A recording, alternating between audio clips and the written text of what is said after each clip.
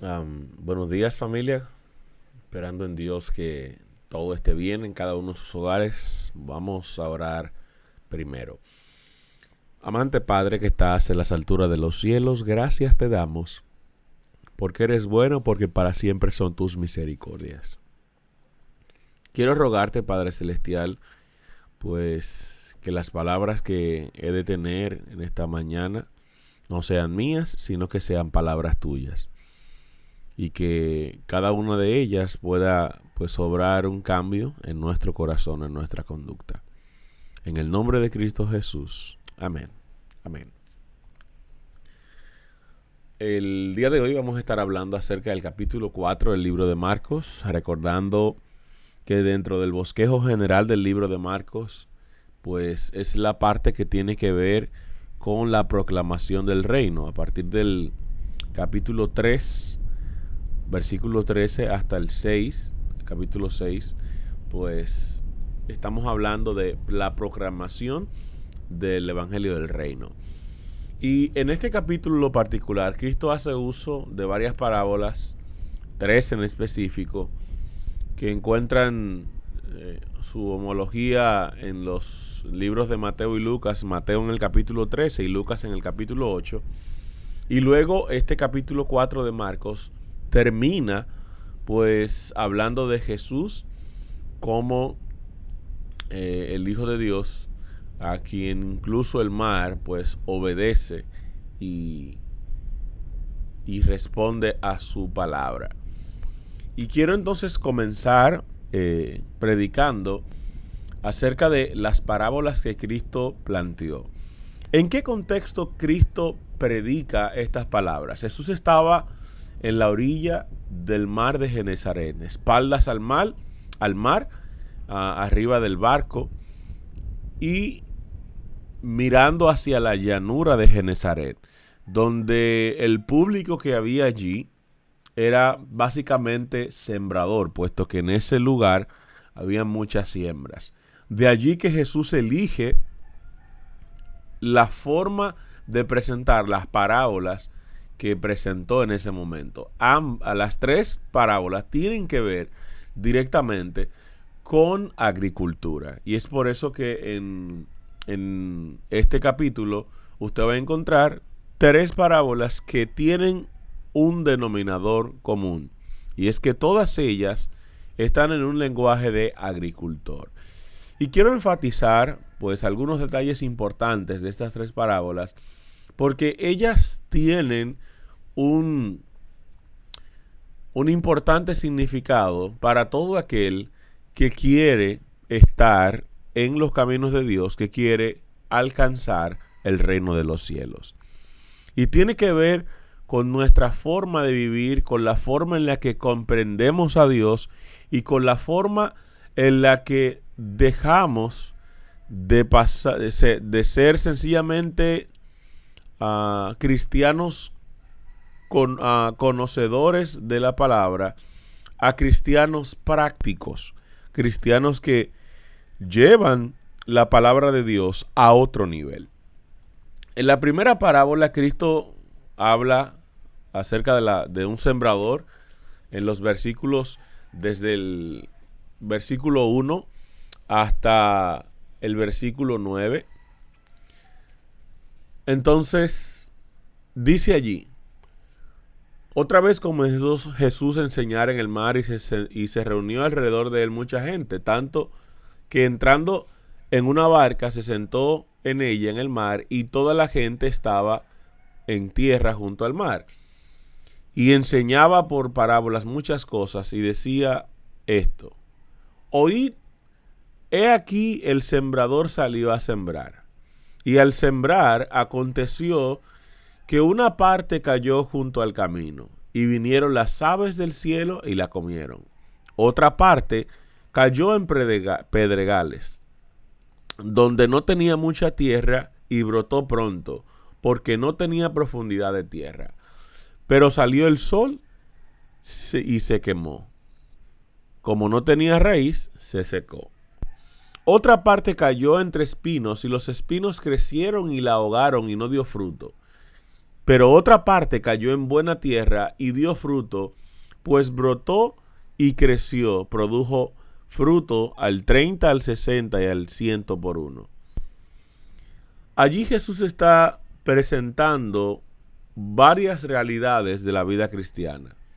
Dice el versículo 10 que cuando estuvo solo, los que estaban cerca de él, con los 12, le preguntaron sobre la parábola y él les dijo: a vosotros os es dado saber el misterio del reino de Dios, mas a los que están fuera por parábola todas las cosas, para que viendo vean y no perciban, y oyendo oigan y no entiendan, para que no se conviertan y les sean perdonados los pecados. Y les dijo: ¿no sabéis esta parábola? ¿Cómo pues entenderéis las parábolas? El sembrador es el que siembra la palabra. Y estos son los de junto al camino, en quienes se siembra la palabra, pero después de que la oyen, enseguida viene Satanás y quita la palabra que sembró en sus corazones. Versículo 16. Estos son asimismo los que fueron sembrados en pedregales, los que cuando han oído la palabra, al momento la reciben con gozo, pero como no tienen raíz en sí, sino son de corta duración, porque cuando viene la tribulación o la persecución por causa de la palabra, luego tropiezan.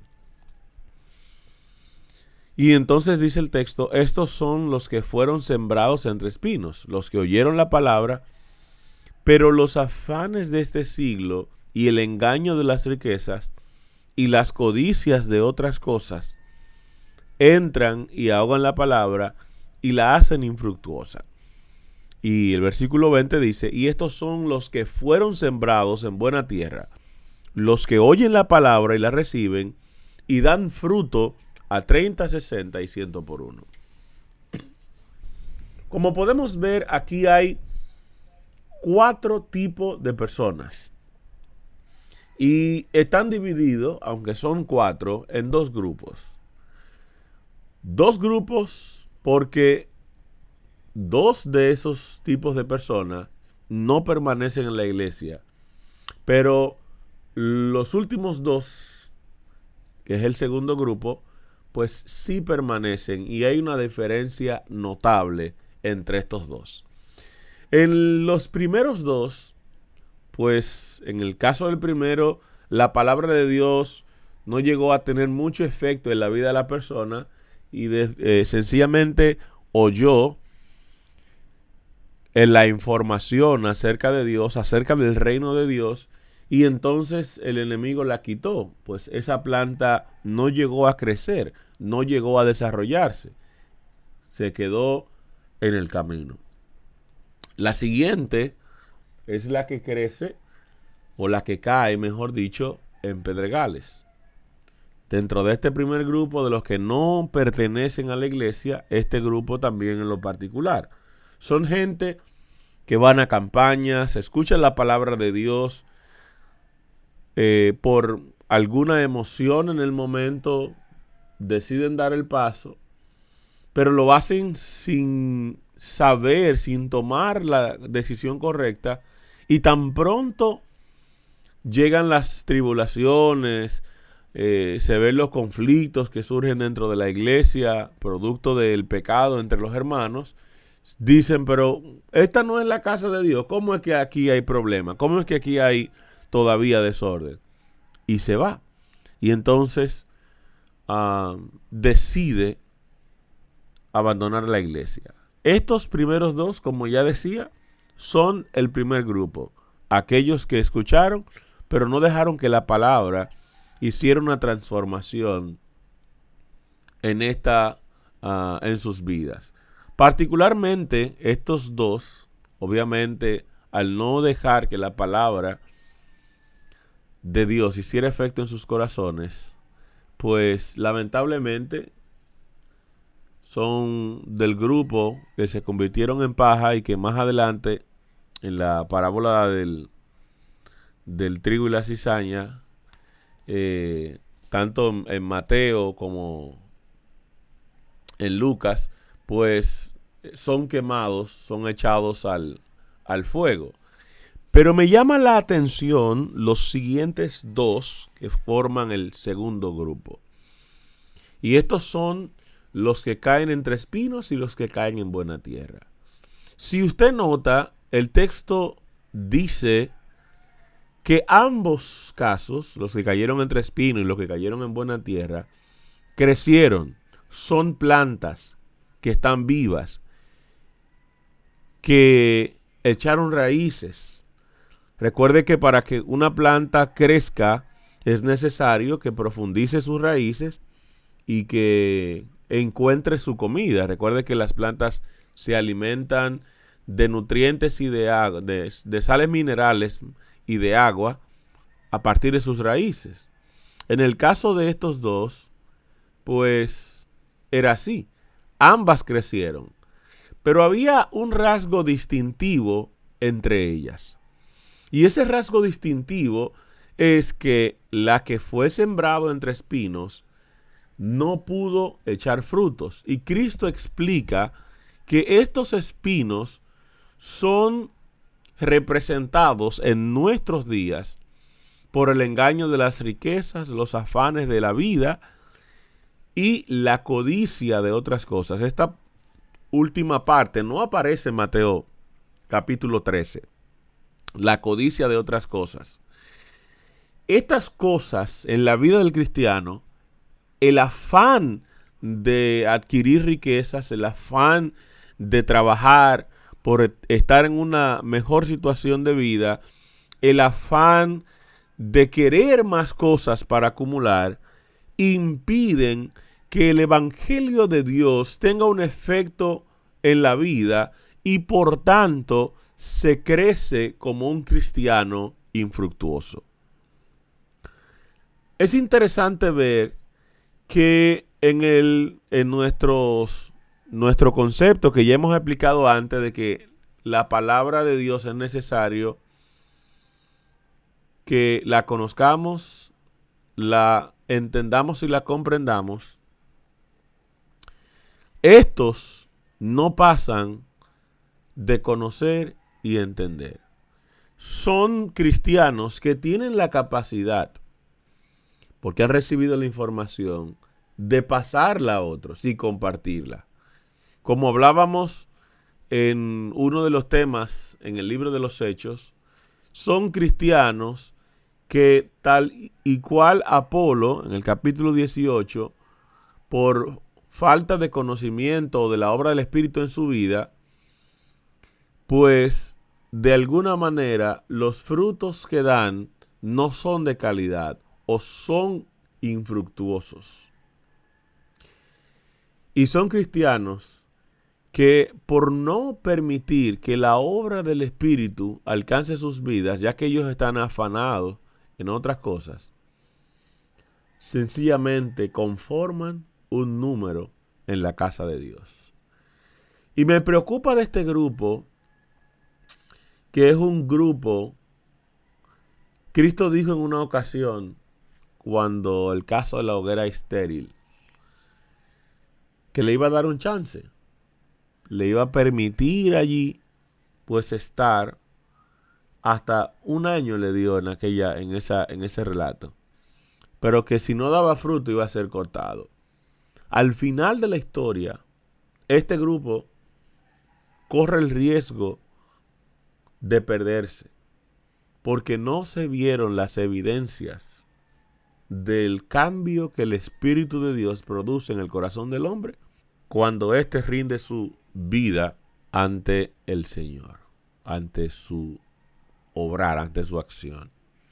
Y finalmente están aquellos que fueron sembrados en una buena tierra, aquellos que dan fruto de manera de aumento. Fíjese que primero dice de a 30, de a 60 y luego de a 100.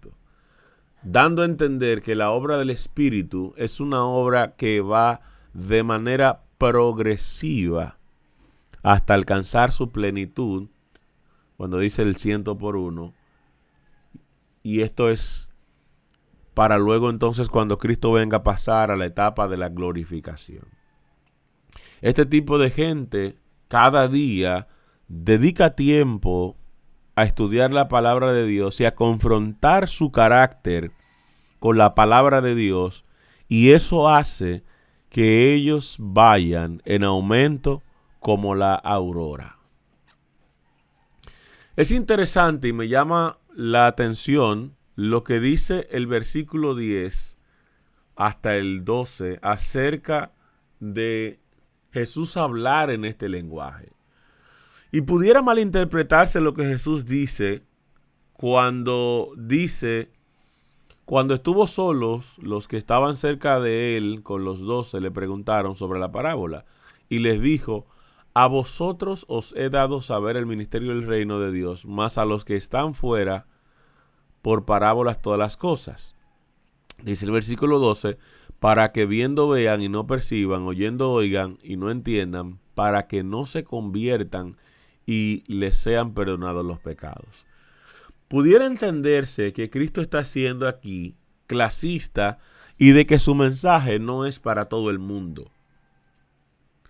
Y relacionando esto con los 4 tipos de semillas, ¿a qué se refiere Jesús acerca de esto? Jesús acerca de esto se refiere a que para comprender la palabra de Dios, para poder interpretar la palabra de Dios, es necesario contar con el Espíritu de Dios. 2 personas con distinto nivel de vida espiritual no van a leer este texto, por ejemplo, y no van a tener la misma comprensión ambos, porque la influencia del Espíritu de Dios entre ellos es diferente.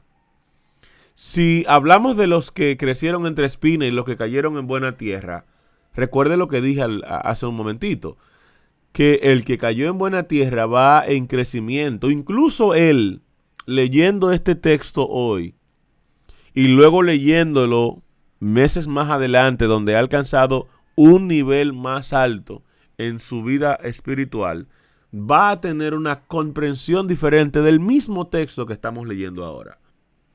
Lo que Cristo está diciendo allí no es que este mensaje es para algunos cuantos.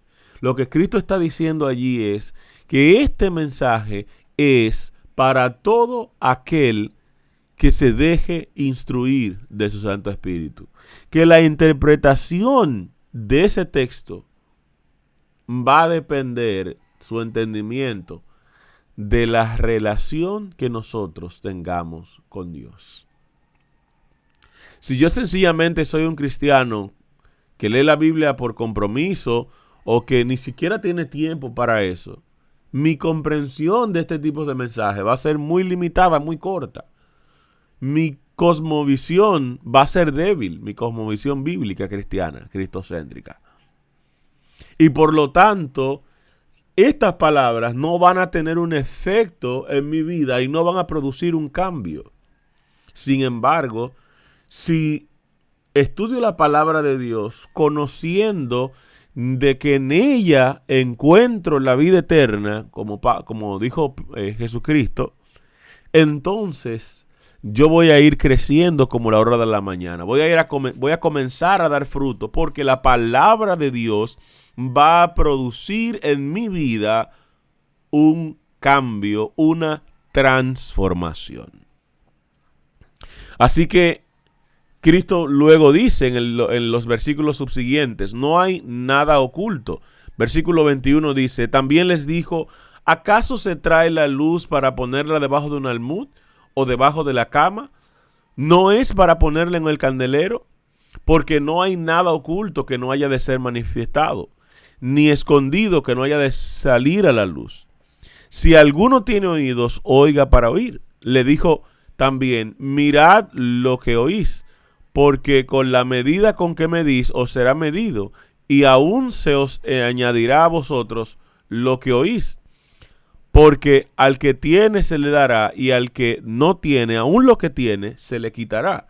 O sea, volviendo al mismo contexto de la parábola misma del sembrador y lo que acabo de leer de los versos 10 al 12, dice allí que cuando yo no dedico tiempo a ver las cosas que están manifiestas, claras en la palabra de Dios, yo corro el riesgo de que aún lo poco que conozco, aún lo poco que sé, va a venir al final de cuentas al traste de que también eso voy a perder.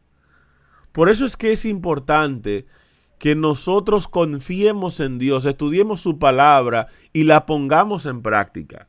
Cuando yo digo, ay, es que yo no conozco mucho, yo quisiera tener el conocimiento de fulano, yo quisiera tener el conocimiento de mengano para poder predicar.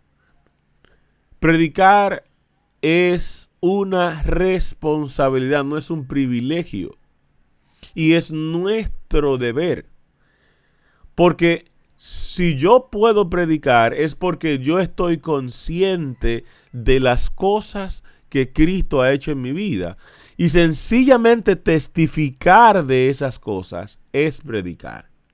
Hay una predicación formal y la estuvimos explicando en nuestro estudio del libro de los Hechos. Los primeros 21 días dimos cápsulas acerca de cómo estudiar la Biblia para luego compartirla con otro.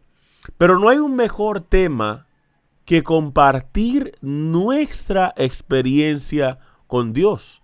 No hay una mejor forma de dejarle ver a la gente que Dios puede cambiar, que Dios puede restaurarnos, que nosotros estar expuestos a las cosas que Dios hace por nosotros. Y si yo no estoy estudiando, si yo no estoy en contacto con Dios, si yo no recibo de su espíritu, las cosas espirituales no tengo la sensibilidad para verlas, no tengo la capacidad de verlas. Es por eso que es una combinación de relación con Dios, de estudio de la palabra, de oración, para que mis ojos espirituales se agudicen y yo pueda ver las grandes maravillas que están ocurriendo alrededor de mí, que a menos que yo me ponga en conexión con el cielo, no voy a ver.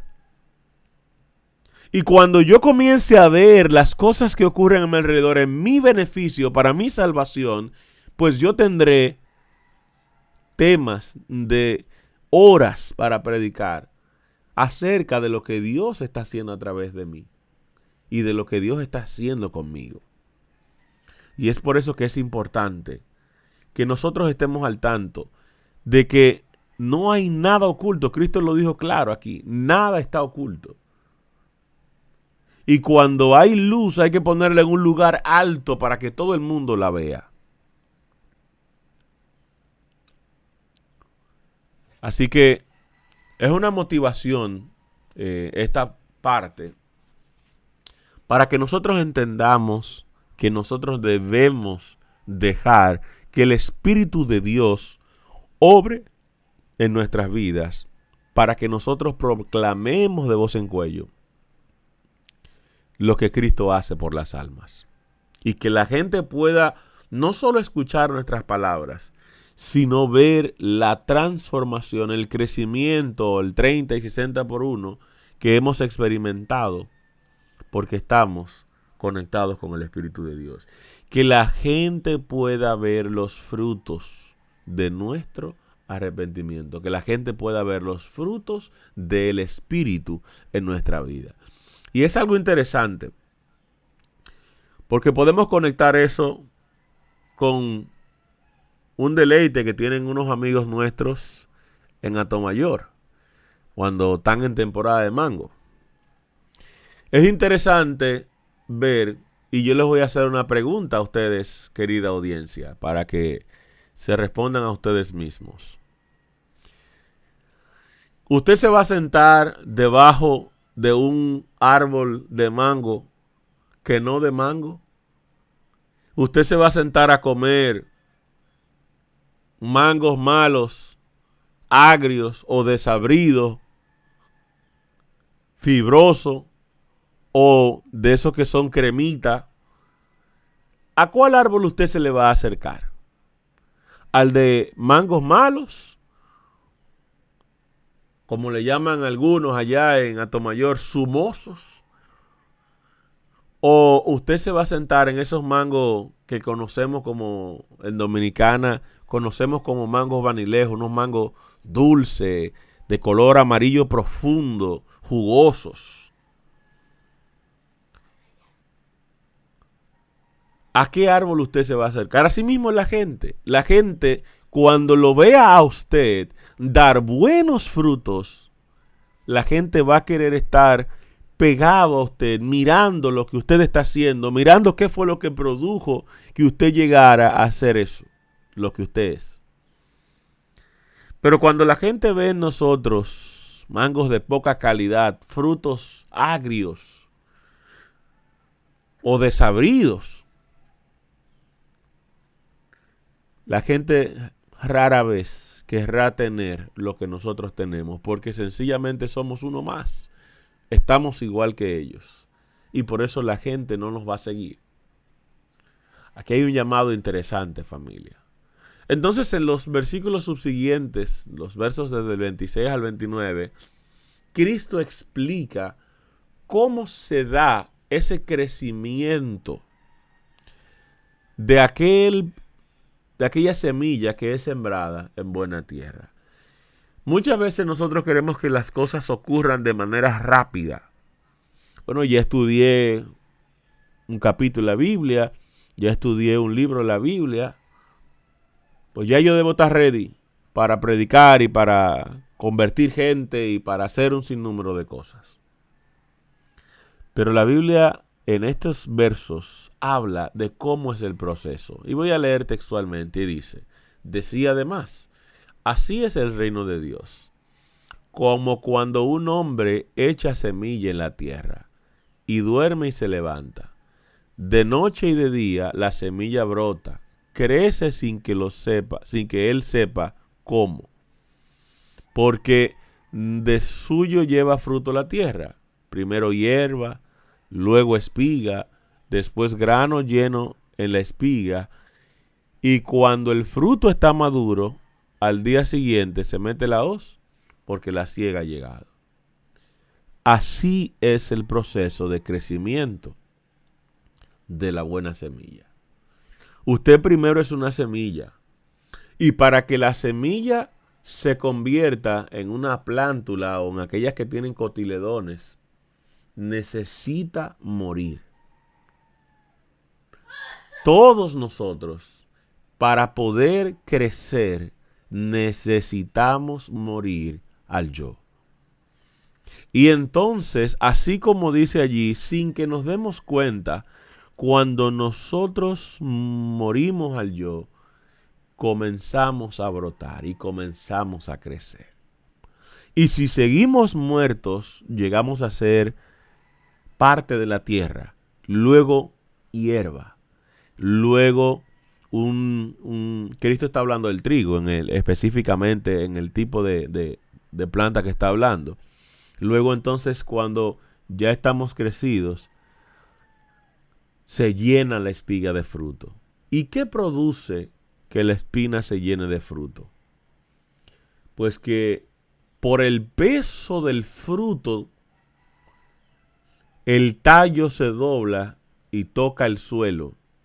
Y así sabe el sembrador antes de meter la hoz qué planta tiene fruto y qué no, qué es sencillamente paja y qué es lo bueno. Cuando nosotros tenemos el fruto del Espíritu, la humildad ante todas las cosas es manifiesta como don espiritual al resto del mundo. Es evidente para todo el mundo. Pero necesitamos ir creciendo. En ese proceso es necesario que se le dedique cuidado a la vida espiritual. Que se riegue cada día, que se puedan echar los nutrientes necesarios para que ese suelo pueda producir los nutrientes necesarios para el crecimiento de la planta. Recibir las horas adecuadas de sol para que el proceso de fotosíntesis pueda darse. Lo mismo pasa en el ser humano. Si usted no alimenta sus raíces con el estudio de la palabra de Dios, y si usted no es expuesto al sol, a la luz de justicia, Cristo Jesús, usted no va a poder crecer. De ninguna manera. No existe un crecimiento tal. Usted puede crecer como hierba y no dar fruto, porque eso es posible. Pero para que usted dé buenos frutos, la tierra en la que usted está creciendo, el soporte, la base en la que usted esté creciendo, debe ser la palabra de Dios. Entonces, finalmente Jesús, hablando de la última parábola, que tiene la misma intención que la anterior, dice, versículos 30 al 32. ¿A qué haremos semejante al reino de Dios? ¿O con qué parábola la compararemos? Es como el grano de mostaza, que cuando se siembra en tierra es más pequeño que todas las semillas que hay en la tierra. Pero después de sembrado crece y se hace mayor que todas las hortalizas y echa grandes ramas, de tal manera que las aves del cielo pueden morar bajo su sombra. Por más mínima que sea la semilla que fue plantada en tu corazón, si tiene el cuidado adecuado, puedes llegar a ser uno de los árboles más grandes que existen. Puedes llegar a ser uno de los hombres o una mujer muy grande para gloria de Dios. Pero es necesario que las condiciones de tu corazón se den en la forma en la que tienen que darse para poder alcanzar. Y pudiera pensarse, bueno, si el proceso de crecimiento es tan lento, pues yo puedo postergar mi decisión de seguir a Cristo. Eso es al paso. Nadie tiene que apresurarme. Nadie tiene que decirme lo que tengo que hacer. Error. Lo que yo dije fue que el crecimiento de la semilla es lento. Pero la muerte de la semilla ocurre tan pronto como en unos días la semilla fue sembrada en la tierra. Recuerden que dije que la semilla debe morir para entonces luego crecer. ¿A qué paso de la vida cristiana le llamamos nosotros la muerte? La muerte del hombre, del viejo hombre y el nacimiento del nuevo. La decisión de seguir a Cristo no es una decisión a largo plazo. Cristo dijo, hoy ha llegado la salvación a esta casa, cuando llegó a la casa de Zaqueo. Hoy. La semilla, tan pronto yo recibo la palabra de Dios, hay que enterrarla para que muera en buena tierra. Tan pronto yo escucho la palabra de Dios, esta debe producir en mí el deseo de cambio, el deseo de arrepentimiento. Pero para que el proceso continúe, debo morir. Y solo muero como hombre, espiritualmente hablando, a través del santo bautismo. El Espíritu de Dios no va a tener mayor injerencia en mi vida hasta que eso no ocurra. He escuchado a mucha gente decir, yo quiero resolver mis problemas antes de dar el paso de seguir a Cristo.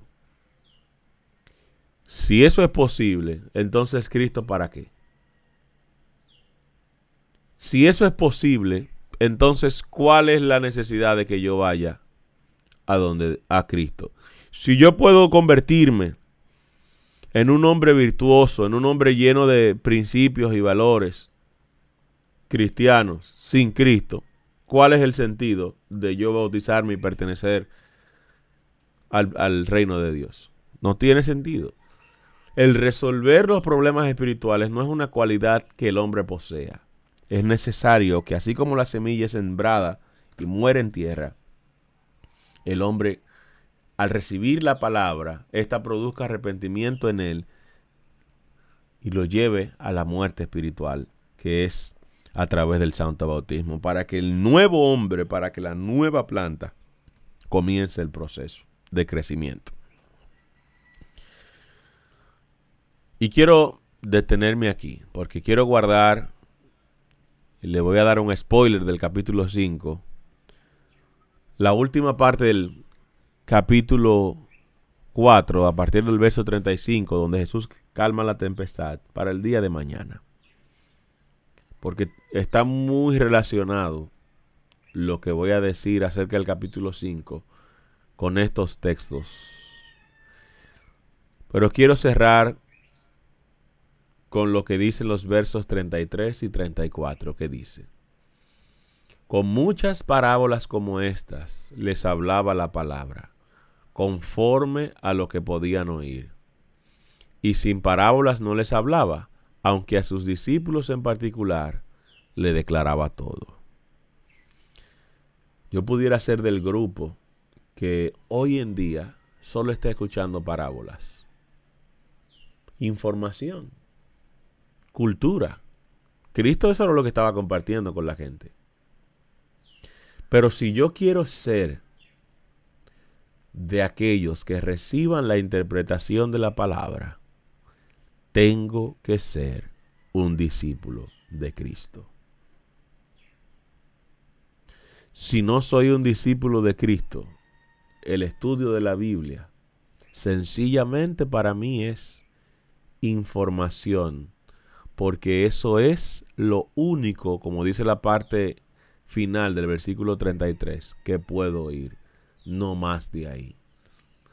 Pero si yo quiero interpretar, si quiero entender la interpretación de lo que Cristo dice, necesito ser discípulo suyo para que Él, como dice la parte final del versículo 34, les declare o me declare todo. Si yo no soy su discípulo, si yo no sigo su camino, si yo no vivo como Él, si yo no estudio como Él, pues yo no voy a recibir la declaración de todas las cosas. Eso es lo que dicen esos dos versículos. Como un oyente de la palabra, yo quizás pueda escuchar las parábolas, pero entenderlas, interpretarlas, eso solo está reservado para discípulos de Cristo. Hermano querido que me escuchas, la palabra de Dios en esta mañana es clara. Y el mensaje es claro. Necesitamos rendir nuestra voluntad a Dios. Porque si no rendimos nuestra voluntad a Dios, si no morimos al yo, Cristo no puede vivir en nosotros. El Espíritu de Dios no puede hacer habitación en nuestro corazón.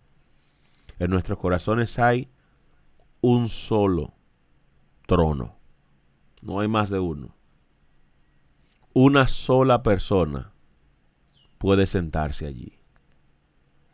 Y tengo algo para decirte. Solo dos seres tienen la potestad de sentarse allí, y tú no eres uno de ellos. Cuando tú le das rienda suelta al yo, estás permitiendo que Satanás se siente en ese trono.